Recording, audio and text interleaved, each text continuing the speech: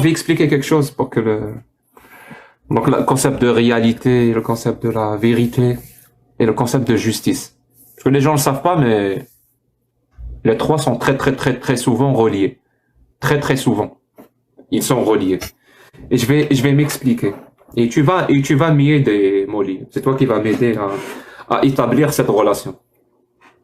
Que quand on respecte pas les principes de la logique, de la rationalité, et qu'on le dit ou qu'on prend des décisions en ne respectant pas ces principes-là, on crée de l'injustice. On crée de l'injustice, soit sur soi-même, soit sur les autres. Dis-moi, tu sais quoi, je vais prendre ce principe-là de non-contradiction. D'habitude, je prends le principe d'identité. Là, je vais prendre le principe de non-contradiction. Molly, toi, tu as été accusé. Ouvre ton mic, tu peux ouvrir ton mic. Tu as été accusé d'avoir commis un meurtre. Disons que tu as été accusé d'avoir commis un meurtre à Marseille. À Marseille, le 26 octobre à 11h. Donc, ce meurtre a été commis à Marseille le 26 octobre à 11h. Et toi, tu as été accusé.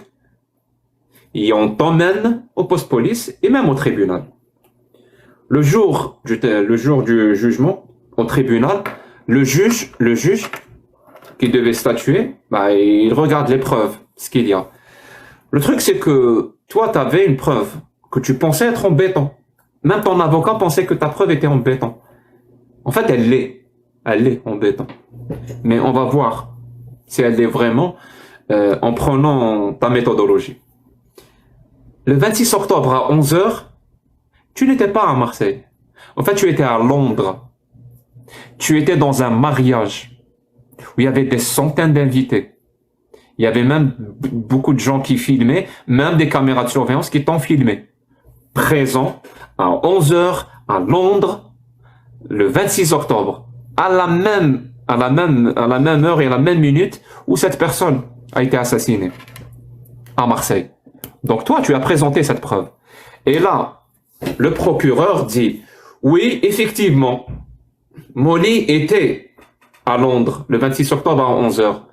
Mais il était aussi à Marseille à 11h le 26 octobre. Il était dans les deux. Il était à Londres, mais il était à Marseille. L'un n'empêche pas l'autre. Il faut pas appliquer la logique à tout. Il y a des trucs où il faut pas appliquer la logique. Et tu sais quoi? Le juge, quand il a entendu ça, il s'est dit, il m'a convaincu. Et il te condamne, Molly. Est-ce que le juge a commis une injustice là ou pas? Et réponds, soit il a commis une injustice, soit il n'a pas commis d'injustice, et réponds pourquoi. Je peux te répondre pourquoi? S'il te plaît. Parce que le juge, c'est son rôle de savoir quand est-ce qu'on applique la logique ou pas. Est-ce qu'il a commis une injustice sur toi ou pas? C'était ça la question.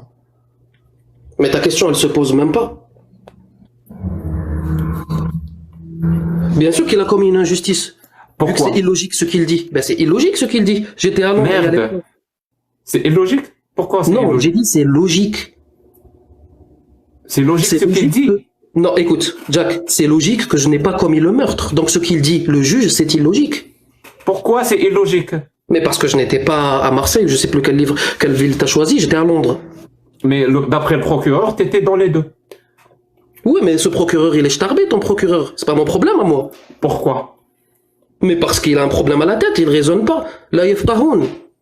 Mais pourquoi? Wow. En fait, tu t'écris le scénario d'un film. Tu ne sais pas pourquoi? En fait. Tu ne sais pas pourquoi? Je te le dis. Ben, c'est ton scénario, c'est ton film. Il est illogique. Oui, la décision du juge est illogique parce qu'il n'a pas respecté le principe de non-contradiction. Il a accepté quelque chose et son contraire comme étant vrai en même temps. Mais comme toi, tu fais. Mais Jack, mais là, maintenant, je vais répondre. Je sais parce que quand je te parle, c'est pas vraiment à toi que je parle. Je parle aux milliers de personnes qui m'écoutent.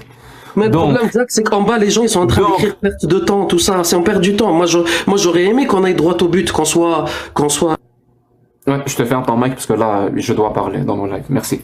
Donc, je te dis, oui, c'est une injustice parce qu'il n'a pas respecté la logique. Comme tu l'as dit, il est illogique. Et il est illogique parce que justement, il n'a pas respecté le principe de non-contradiction. Donc, il a commis une injustice parce qu'il a atomisé la réalité. Voilà. Lui, la réalité, il s'en fout. Le problème, c'est que toi, quand tu acceptes celui qui dit que la Terre est plate et que la Terre est sphérique, comme étant ils sont justes, je parle bien de la forme, hein, la forme complète de la Terre. Les deux ont raison en même temps. Toi aussi, tu es illogique. Toi aussi, tu commets une injustice. Si tu, Jack, tu l'acceptes sur toi, bien.